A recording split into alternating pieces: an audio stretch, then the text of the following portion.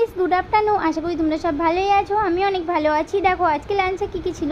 আজকে ছিল ভাত ছিল আর কুমড়ো আলুর তরকারি আর ডিমের ঝোল, একদম গরম গরম, দেখতে পাচ্ছ পুরো ধোয়া ওঠা। এবার কিন্তু খেতে বসে যাচ্ছি। এখানে ছিল মায়ের, বোনের আর আমার, আর আমি এখানে খেতে বসছি আর তোমাদেরকে দেখাচ্ছিলাম দেখো লাঞ্চে কী ছিল, সেটা তোমার সাথে শেয়ার করলাম। আর এখানে এবার আমি খেয়ে নিচ্ছি আর দুপুরবেলায় থেকে তোমাদের ভিডিও শেয়ার করছি।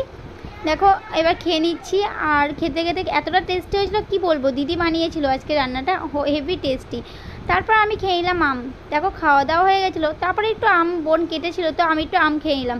আর আমটা এতটা মিষ্টি ছিল কি বলবো, ভাই বাজার থেকে কিন্তু আমটা নিয়ে এসেছিলো, এত মিষ্টি কি বলবো তোমাদের, খুবই মিষ্টি। তো আম খেয়ে নিচ্ছিলাম আর এখানে বোনও আম খাচ্ছিলো, দুজন মিলে আম খাচ্ছিলাম। আম খেতে কার কার ভালো লাগে কমেন্ট করো। আমার কিন্তু আমকালে কিন্তু আম খেতে ভালো লাগেনি, এখন ভালো লাগছে।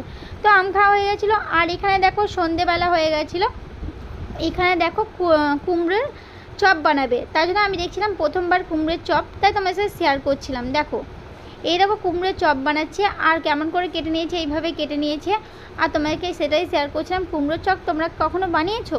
এইভাবে কিন্তু বানাচ্ছিল, ভালো করে কেটে তার মধ্যে বেসন আর নুন দিয়ে ফাটিয়ে নিয়েছিল বেসনটা, যে সুন্দর কিন্তু বানিয়েছিল। আমি ওইটা দিইনি ভিডিওটা, তোমাদের ভিডিও যদি চাও অবশ্যই দেবো। আমি কুমড়ো কাটাতে তোমাদের দেখাচ্ছি, এইভাবে কুমড়ো কেটেছে আর চপ বানাচ্ছিলো, আমি প্রথমবার দেখছি। তারপর কিন্তু এখানে কুমড়োর চপ কিন্তু রেডি হয়ে গেছিলো।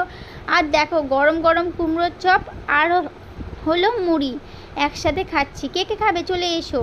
আমার তো ভালোই লাগছিলো খেতে।